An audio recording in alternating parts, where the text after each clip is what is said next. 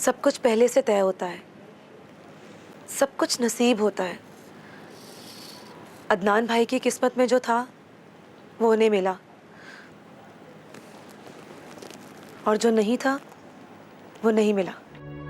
ऐसा ऐसा कैसे हो सकता है?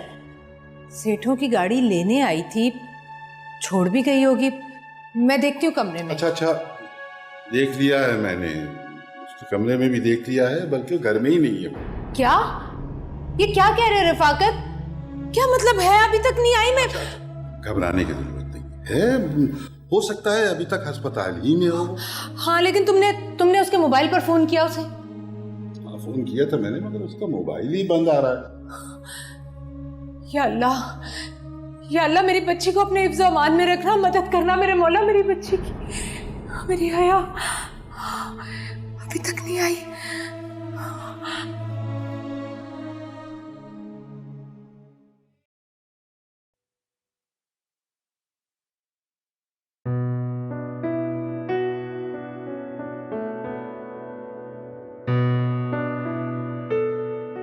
अरे,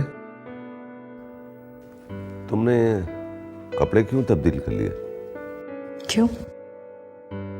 क्या पूरी जिंदगी उसी सुर्ख जोड़े में गुजार देती? नहीं, अलमारी में बहुत से नए कपड़े पड़े, मैं कोई भी पहन लेती। आपसे एक बात पूछूं? पूछो। जब आपने मुझे ये फ्लैट लेके दिया था तब तो अलमारियां खाली थी, और अब इतने सारे कपड़े। ये सब मैंने अरेंज किए हैं, जो चाहे पहन लो। नहीं, वो मैं अब वापस घर जाऊंगी। घर वाले परेशान हो रहे होंगे ना? तुम उन्हें फोन करके बता दो कि तुम आज दिन भर नहीं आ सकते। क्या हो गया आपको? आज रुखसती है साइमा की, मुझे घर पे होना चाहिए, और मैं घर पे फोन तो कर दूं, लेकिन कि तुम रात भर हॉस्पिटल में रही हो। हाँ?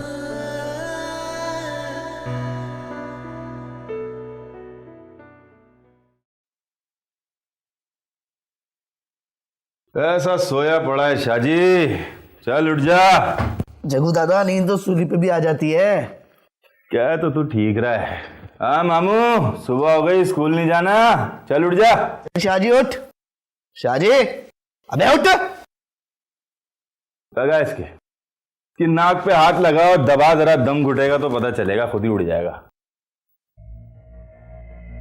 जगू दादा, इसकी सांस तो पहले ही रुकी हुई।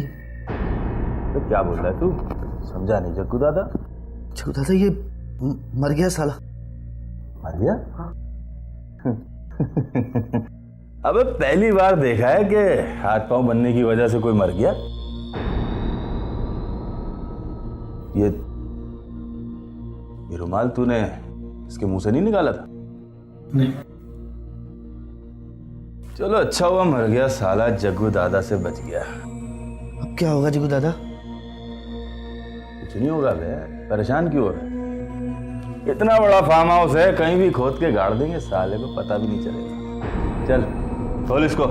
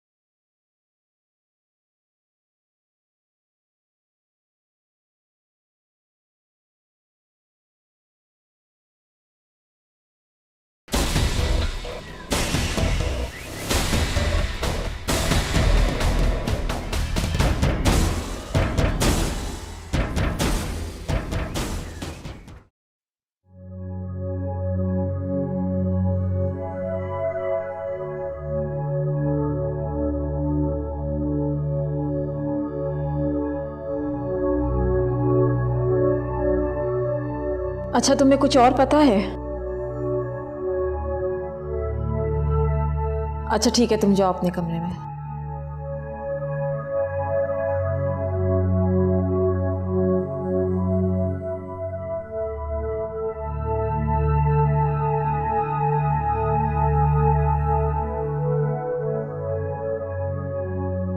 हेलो इमरान, तुम इस वक्त मेरे घर आ सकते हो? I need your help. आ जाओ, मैं इंतजार कर रही हूँ तुम्हारा।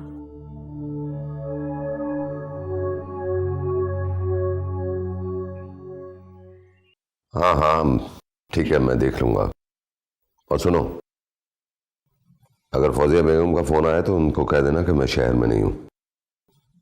हाँ, नहीं, पता नहीं चलना चाहिए। Okay, bye.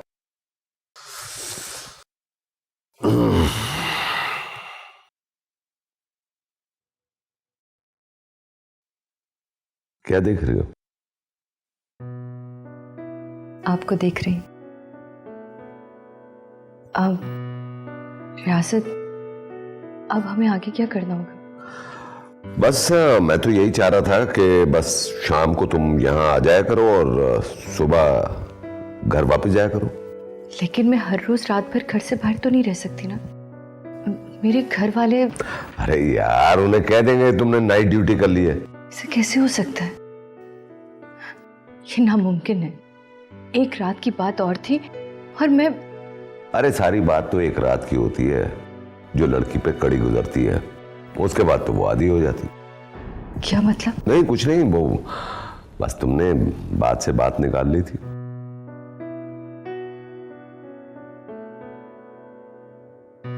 देखिए, मैं ये कह रही थी कि हम फौजिया के सामने कभी मामला रखेंगे।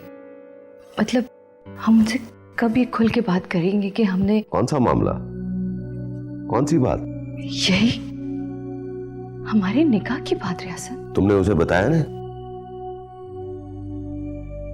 नहीं। क्यों? भाई, उसने तुम्हें पैसे दिए थे इस काम के, कम से कम उसे तो बताना चाहिए था तुम्हें।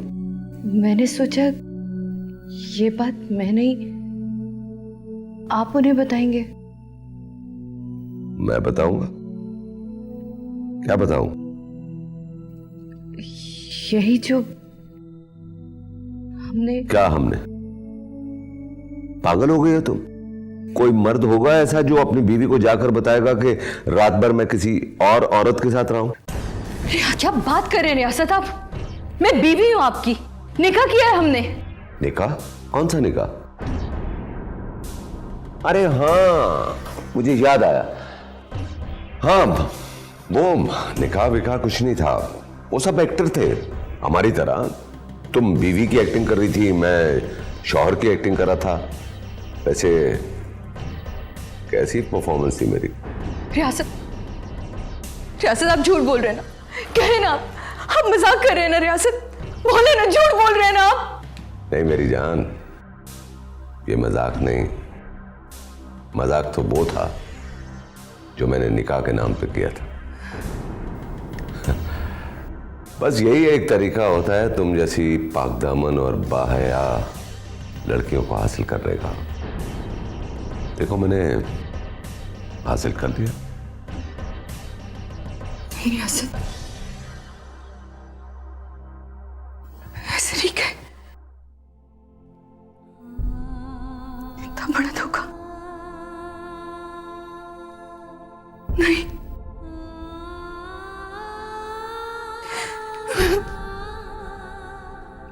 क्यों रियासत? क्यों?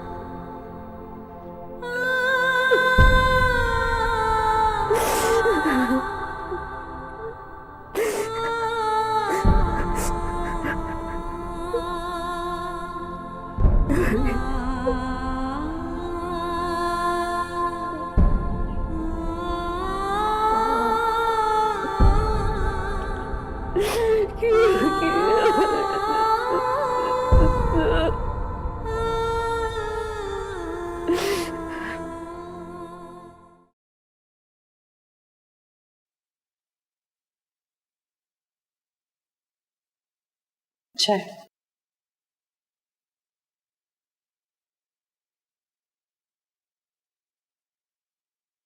क्या देख रही हो?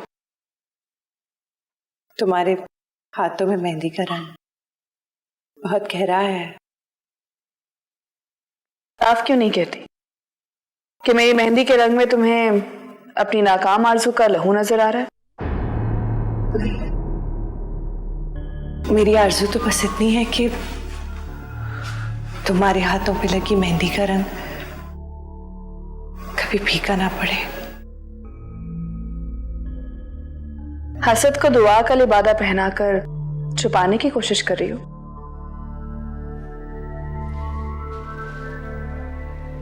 दुआओं का अमीन तो अल्लाह होता है और हसद अल्लाह को पसंद नहीं है। मैं तुमसे भला हसद क्यों करूंगी? तुम्हें अगर कोई गिला है तो अदनान से करना,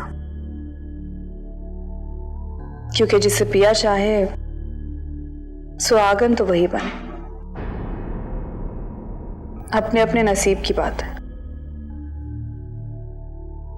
तुम्हारा नसीब यूं ही चमकता रहे, मेरी तो यही दुआ है। और मेरी इससे ज्यादा खुश नसीबी क्या हो सकती है कि मेरी ये दुआ कबूल हो जाए।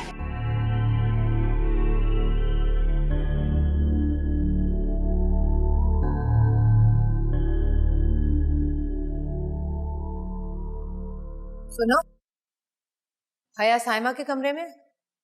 नहीं, साइमा तो अकेली है कमरे में अम्मी। क्या? इसका मतलब है कि हया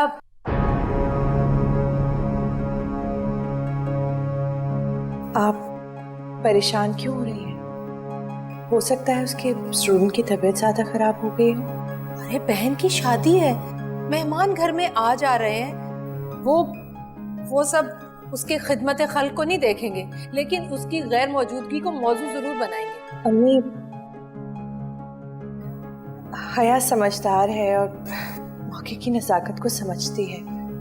कोई मजबूरी हो। बस अपना फलसफा अपने तक रखो, मुझ पर मत झाड़ो। हया आ जाए तो उससे कहना कि अपने बाप से कोई अच्छा सा बहाना लगा दे, वरना अगर वो बदगुमान हो गए ना तो मेरी तरबियत को कोसेंगे और भूल जाएंगे कि उसकी अपनी बेटियों के पीछे मोहल्ले के गुंडे मवाली आते जाते हैं।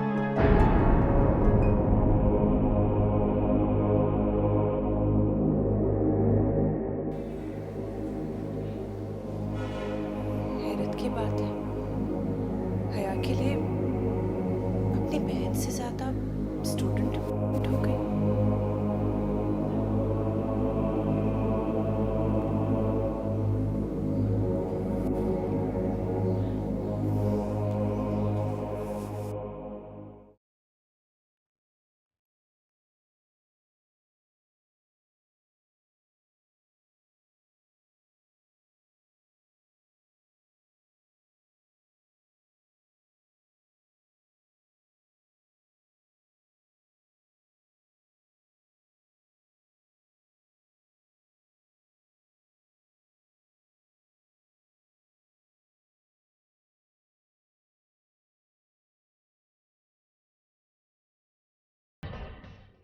अगर तुम्हें अपनी अय्याशी से फुर्सत नहीं तो अपनी बेटी को जाके ईदी सेंटर की झूले में डाला।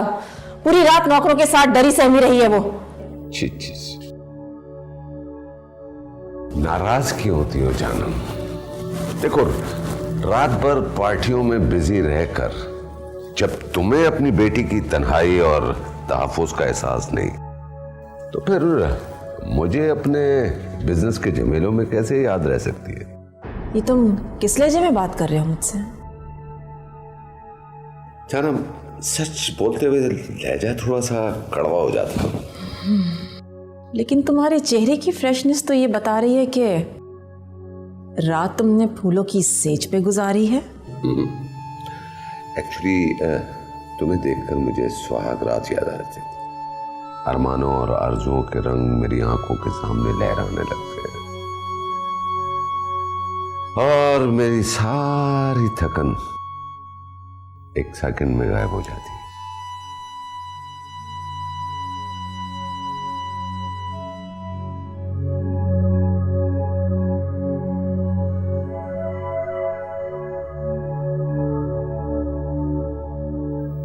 फिर फोन बंद आ रहा है। कहां मर गया है नमक हराम।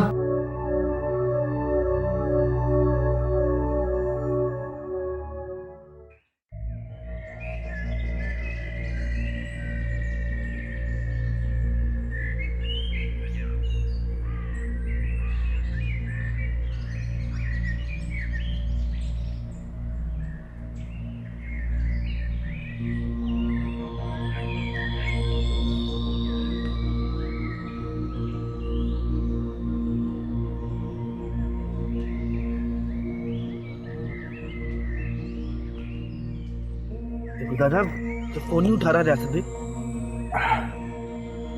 अबे बड़े लोग हैं, 7 लोग हैं, उनका क्या है, किसी काम में बिजी होंगे, वरना ऐसा नहीं है कि रियासत बेग जग्गू दादा का फोन ना उठाए। जग्गू दादा अंदर लाश पड़ी है और मैंने सुना है हमेशा लहू खुद पुकारता है। ये लाश कहाँ ठिकाने लगाएंगे? अबे चूहा है तू, कुछ नहीं होता। यहाँ लाशों के अंबार भी हो तो कोई पर नहीं मार सकता। जग्गू दादा पर तो नहीं मार सकता, पर पुलिस छापा तो मार सकती है ना। यहाँ जग्गू दादा का राज चलता है, समझ गया? पुलिस का नहीं। और ना तू उसके हलक तक कपड़ा ठूसता और ना वो मरता। अच्छा मैंने किया है ना, सब मैंने किया, पर हुक्म तो तुमने दिया था ना उस्ताद।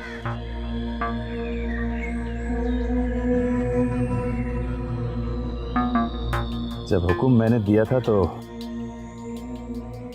लाश भी जग्गू दादा खुद ही ठिकाने लगा दिया, तो फिक्र नहीं कर।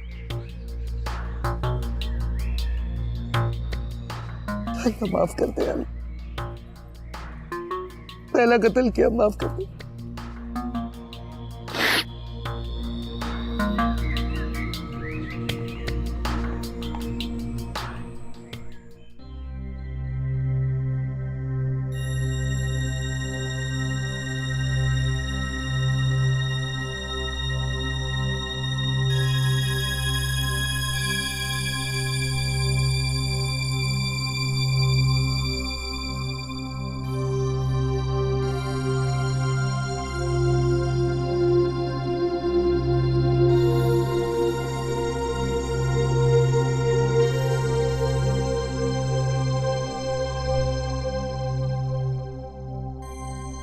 तुम बिजनेस के झमेलों में तुम इतना मुस्कुरा कैसे सकते हो? या फिर किसी हसीना की याद आ रही है? तुमसे बढ़कर कोई हसीन हो तो मुझे जरूर बताओ। तुम्हारी बातों में मैं होती हूँ और ख्यालों में कोई और। शक तुम्हारे दिल से अभी तक गया नहीं है। देखो, मेरा टेस्ट इतना बुरा नहीं है कि तुम मेरा नाम एक मुलाजमा के साथ जोड़ो। मैंने हया का नाम तो नहीं लिया। लोग मुझे अक्लमंद कहते हैं, इशारा समझने की सलाहियत है मुझमें। देखते हैं कि किसकी अकल काम दिखाती है।